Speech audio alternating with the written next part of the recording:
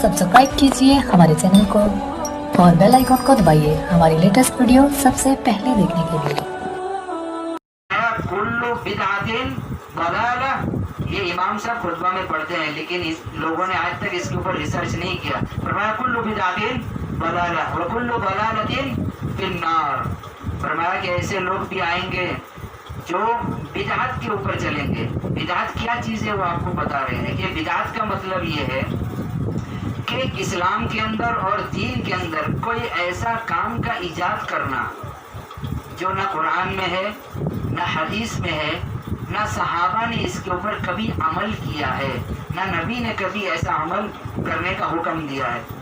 ये चीज़ इजाद करना और उसके ऊपर अकीदा ये रखना कि हमें सवाब मिलेगा, अल्लाह राज़ी होगा, उसके रसूल राज़ी होंगे, ये अकीदा रखना, इसको कहते हैं बिदअत। क्या कहते हैं इसको? बिदअत। यानी जो चीज़ कुरान में नहीं है, जो चीज़ हदीस में नहीं है, जो कभी सहाबा ने किया ही नहीं, ऐसा काम का इजाद कर देना और उसको सवाब की नीयत से करना, इसको कहते हैं बिदअत। और बिदअत के मुतालिक आप सल्लल्लाहु अलैहि वसल्लम ने फरमाया कुल्लु बिदअतिन दलाला, कि हर बिदअत गुमराही है। क्या है? हर बिदअत गुमराही है। व कुल्लु दलालतिन फिन्नार, और हर गुमराही जहन्नम में जाने वाली है। तो ये सब तालीम आपको अगर उलमा नहीं बतलाएंगे तो कौन बतलाएगा? अगर आप ही लोग या कोई भी मुसलमान दुनिया का वो उलमा पे उंगली उठाना चालू कर दे, यार क्या बोल रहा है भाई, अपनी तरफ से थोड़ी बोल रहा है, वो तो कुरान हदीस आपको समझा रहा है। तो समझने का जज्बा अपने अंदर रखें और हकीकत को सामने रखें बिल्कुल, तो अल्लाह ताला आपको तौफीक देंगे। तो बताना ये है कि जो मुहर्रम के महीने में जो बिदअत और रसूमात चल रहे हैं, इसी तरह मैं डायरेक्ट नहीं कहता कि ये हराम है। उलमाए किराम उसकी रस्सी पकड़ के एंड तक पहुंचते हैं। यानी कोई रस्सी आप जला दें, वो जलते एंड तक पहुंच के वो खत्म है ना, रस्सी खत्म हो जाए। कोई कपड़ा जला दे तो फौरन थोड़ी खत्म हो जाएगा, वो पहले जलेगा, जलते वो तय तक पहुंचेगा, एंड तक। फिर जलने के बाद वो बिल्कुल खत्म हो जाएगा, उसका नामो निशान नहीं रहेगा। तो अगर कोई आदमी कहे यार तुमने एक माचिस मार दिया, हमारा पूरा कपड़ा जला दिया, ऐसा थोड़ी होता है, वो पहले जलने दो उसको। तो डायरेक्ट क्या कहना कि हराम है ये काम, तो ऐसा होता नहीं है। उसके मतलब तहकीक करके एंड तक पहुंचना, फिर हुक्म लगाना कि ये हराम है। जैसे आप सफ़ेद लिबास पहन के है, उसमें अगर कोई धब्बा लग जाए, थोड़ा सा समझ लीजिए चाय का दाग लग जाए, तो इंसान उसको पहन के शादी में जाना पसंद नहीं करेगा। या पूरा कपड़ा सफ़ेद है, पूरा कपड़ा नया है, बिल्कुल साफ है, इतर लगा हुआ बिल्कुल कपड़े में, तो आप क्यों छोड़ रहे हैं? पहन के जाओ शादी में। वो क्या कहेगा? एक दाग लगा हुआ है, इस वजह से पूरा कपड़ा हमने छोड़ दिया, पहनना ही छोड़ दिया। तो एक दाग की वजह से पूरा कपड़ा का माहौल खराब होता है। तो इसी तरह जो मुहर्रम के महीने में जो रसूमात है और बिदअत है, इससे हमें बचना है। इसी तरह नज़र मानना कि हमें मुहर्रम के महीने में ये काम करना है, या ये कि हमें फातिहा करना है, या ये कि हमें दरूद करना है, इसी तरह नियाज करना है। देखिए ये नहीं कहता कि हराम है, ये मेरा नज़रिया ही नहीं है, ये न किसी आलिम का नज़रिया है हराम है। करें आप, कौन मना करता आपको नज़र करने से, नियाज करने से? करें यार, ये इसी तरह फातिहा भी करें, कौन मना करता? कोई मना नहीं करता। यही होगा, मौलवी साहब घर में आएंगे, वो पढ़ के जाएंगे, खाना वगैरह में पढ़ के जाएंगे, यही होता है ना नियाज में और फातिहा में। ये आपको मना नहीं है, इससे आप करें, दिल खोल के करें। लेकिन इस बात का ख्याल रखें कि आप जो बाहर से बुला रहे हैं किसी को, इससे अच्छा तो यही है कि आप खुद करें उस पर। वो भी आके सूरह फातिहा पढ़ेगा, 4 कुल पढ़ के चला जाएगा, खामखा पैसा लेगा। तो आप जो पैसा उसको दे रहे हैं, वही पैसा का दूसरा सामान मंगवा ले, आप खुद करें ना। आपको सूरह फातिहा खुद याद है, आपको 4 कुल खुद याद है ना, तो आप तो नमाज भी पढ़ते हैं, तो आपको इतना भी तो आता ही होगा ना। तो आप खुद करें उस काम को, नियाज करना तो आप खुद करें, खुद फूकें उसके ऊपर। लेकिन इस एक बात का इसमें ख्याल ज़रूर रखें कि इसको इस्लाम का हिस्सा ना समझें। इस्लाम में कहीं नहीं है, न कोई हदीस में है। आप तहकीक कर लें, आपको बिल्कुल इजाज़त है, आप जाएं किसी भी आलिम के पास जाएं, मुफ्ती के पास जाएं, आप तहकीक कर लें। लेकिन ये मैंने अपना मजहब को फॉलो किया है, तो कहीं नहीं आता, बुखारी के अंदर भी नहीं है, मुस्लिम में भी नहीं है नियाज फातिहा का। लेकिन ये करना हराम नहीं है, आप खुद करें ये काम, दूसरों को ना बुलाएं। एक चीज़ ये, दूसरा ये कि आप जो ये काम कर रहे हैं, ये गैर इस्लामी काम हुआ। जब कहीं से सबूत नहीं है इसका, तो गैर इस्लामी हुआ ना। फिर जब गैर इस्लामी हुआ تو اس میں یہ عقیدہ رکھنا کہ اللہ ہم سے راضی ہوگا، رسول ہم سے راضی ہوں گے، یا مولانا شیخ عبد القادر جیلانی رحمۃ اللہ علیہ کو ثواب پہنچانے کے لیے نظر ماننا، یا ان کو ان کے نام سے کھانا وغیرہ بانٹنا، تو اس سے ان کو تک بھی ثواب نہیں پہنچے گا یہ، بلکہ آپ کا یہ عمل الٹا دین کے اندر آ جائے گا۔ جب یہ کب ہوگا؟ جب آپ یہ عقیدہ رکھیں گے کہ اللہ راضی ہوگا، اللہ راضی ہوتے نہیں ہے، تو تب یہ بدعت کے اندر شامل ہوگا۔ اگر آپ کا کوئی ایسا ارادہ نہیں ہے، بھائی ہم تو ایسے ہی نیاز کر رہے ہیں، ہم یہ دین اسلام سے اوپر نہیں ہے، ایسے ہی نیاز کر رہے، ایسے ہی فاتحہ کرتے، تو کریں، کوئی حرج نہیں، لیکن اس کو اسلام کا حصہ سمجھنا یہ بدعت ہے۔ علماء اس سے روکتے ہیں، آپ کو نیاز کرنے سے نہیں روکا گیا، اسلام کا حصہ سمجھنے سے روکا گیا۔ آپ بنا اسلام کا حصہ سمجھے آپ اس کو اس کام کو انجام دیں تو آپ کے لیے صحیح ہے۔ اور دوسروں کو نہ بلائیں، خود ہی کریں، بہت اچھا ہے، دوسروں کے پیچھے پیسہ جائے گا، وہی پیسہ آپ کیا دوسرے کام میں لگائیں گے۔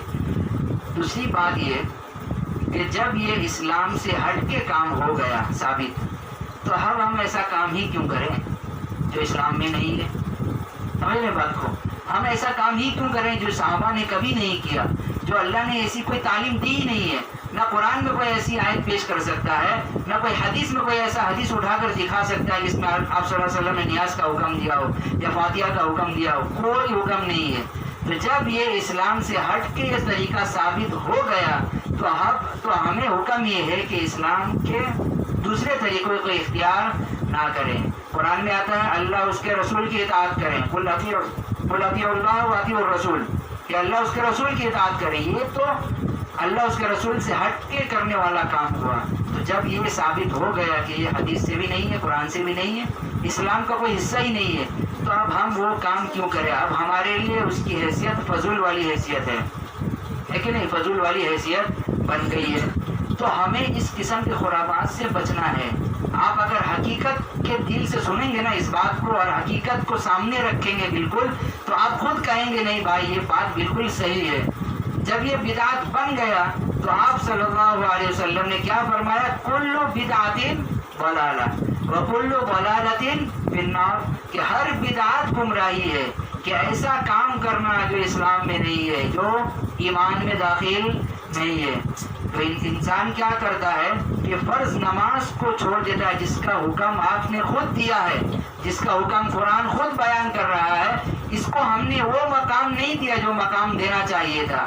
ہم نے نیاز اور فاتحہ کو ایسا مقام دیا ہے کہ کرنا ہے تو کرنا ہے، کہ ہمارے باپ دادا نے کیا۔ یاد رکھیں اس بات کو کہ باپ دادا کی اطاعت کرنے کا حکم کہیں سے نہیں ملتا ہے۔ اس صورت میں جائز ہے باپ دادا کی اطاعت کرنا جب کہ باپ دادا عالم ہو، علماء ہو، یا نیک آدمی ہو، علماء نہ ہو پھر بھی نیک آدمی ہو، نماز والے ہوں، تو اس وقت آپ باپ دادوں کو فالو کر سکتے ہیں۔ ورنہ قرآن میں تو یہی آیا اللہ اس کے رسول کی اطاعت کرو، بس آگے کچھ نہیں، اس کے بعد گمراہی ہی گمراہی ہے۔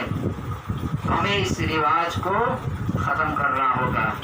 اگر ہمیں اللہ اس کے رسول سے محبت ہے تو ہمیں اس رواج کو بند کرنا ہی ہوگا۔ دیکھیے میں نہیں کہتا کہ حرام ہے، ہاں حرام نہیں ہے بھائی، کریں آپ دل کھول کے کریں، خود کریں، لیکن اس کو اسلام کا حصہ سمجھنا کہ اللہ راضی ہوگا، تب جا کے آپ کے لیے بدعت کا حکم لگتا ہے۔ پھر علماء کہتے ہیں اب یہ حرام ہے، اب یہ نہیں کر سکتے آپ۔ تو میرا کام تو یہ تھا کہ آپ کو تعلیم دینا، اب عمل کرنا نہ کرنا یہ آپ کے اوپر ہے، اگر آپ چاہیں تو کریں، نہ چاہیں تو کوئی حرج نہیں۔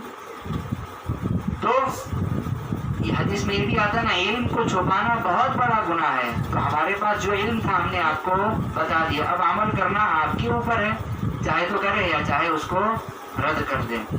انسان کے پاس اللہ نے اتنا عقل تو دیا ہے کہ تاکہ وہ صحیح اور غلط کا فیصلہ کر سکے۔ تو انسان جب اللہ سے توفیق مانگے گا یا اللہ مجھے صحیح سمجھ دے بالکل، تو اللہ اس کی صحیح سمجھ دیں گے۔ حدیث میں آتا ہے، آخری حدیث بیان کرے بات ختم کرتا ہوں، حدیث میں آتا ہے مَن یرد اللہ بہ خیرا یفقہہ فی الدین، کہ اللہ جس کے ساتھ بھلائی کا ارادہ کرتا ہے اس کو دین اور اسلام میں سمجھ عطا کرتا ہے، دین اور اسلام میں سمجھ دیتا ہے تاکہ وہ صحیح جگہ پہ چلے۔ جس کے ساتھ اللہ بھلائی کا ارادہ کرے گا اللہ تعالیٰ اس کو اسلام کی سمجھ دے گا، اسلام کے اوپر چلنے والی عقل اللہ تعالیٰ اس کو عطا کریں گے۔ تو اس حدیث سے بالکل صاف ظاہر ہو گیا کہ جس کو ساتھ اللہ ارادہ نہیں کرتا بھلائی کا، اس کو پھر گمراہی میں ڈال دیتا ہے۔ تو ہمیں گمراہی سے بچنا ہے، بس اور کچھ نہیں ہے. کوئی نہیں کہتا کہ نہیں یہ حرام ہے, نہیں, ہمیں گمراہی سے بچنا ہے. تو اللہ تعالیٰ ہم سب کو عمل کرنے کی توفیق دے. پھر بھی اگر آپ کو کوئی اعتراض ہو, اشکال ہو, تو آپ علماء کرام سے رابطہ کر سکتے ہیں, اس میں کوئی شک کی بات نہیں ہے, کوئی تکلیف کی بات نہیں ہے. ٹھیک ہے, تو اللہ تعالیٰ ہم سب کو عمل کرنے کی توفیق دے. جو بات آپ کے سامنے بیان کی گئی ہے, اللہ تعالیٰ ہمیں سمجھنے کی اور صحیح طریقے سے عمل کرنے کی توفیق دے. جب آپ یہاں سے اپنے گھروں میں جائیں تو گھر والوں کو بھی بتائیں کہ آج ہم نے فلاں جگہ یہ سنا ہے. گھر والوں کو بتائیں جو یہاں آ نہیں سکتے ہیں, جیسے آپ کی دادی ہے, نانی ہے, جو چلنے سے معذور ہے یا بیمار ہے, آپ ان کو بتائیں. لیکن جو صحیح سالم ہے ان کو پکڑ کر لے آئے آپ یہاں پر, لیکن اس میں زبردستی نہیں. جو آنا چاہے آئے, نہ آنا چاہے اس میں کوئی حرج کی بات نہیں ہے. اللہ تعالیٰ ہم سب کو عمل کی توفیق دے. سبحان اللہ و بحمدہ, سبحانک اللہم و بحمدک, ونشهد ان لا الہ الا انت سبحانک ونستغفرک ونتوب الیک. سبحان ربک رب العزة عما یصفون وسلام علی المرسلین والحمد للہ رب العالمین. ویڈیو کو اپنے دوستوں کے ساتھ ضرور شیئر کیجیے گا, اور اس ویڈیو میں کمنٹ کر کے ہمیں لازمی طور پر بتائیے گا کہ آنے والے وقت میں آپ کس طرح کی ویڈیوز دیکھنا پسند کرتے ہیں. اور اگر آپ نے ابھی تک ہمارا چینل سبسکرائب نہیں کیا تو فوراً سبسکرائب کیجیے, ساتھ ہی بیل آئیکن پر کلک کریں تاکہ مزید آنے والے ویڈیو جہاں وقتاً فوقتاً آپ کے لیے اس چینل پر اپلوڈ کرتے ہیں وہ آپ کو وقت پر ملتی رہیں اور آپ ان سے مستفید ہوتے رہیں. اگلی ویڈیو تک ہمیں دیجیے اجازت, اپنا خیال رکھیے گا. اللہ حافظ.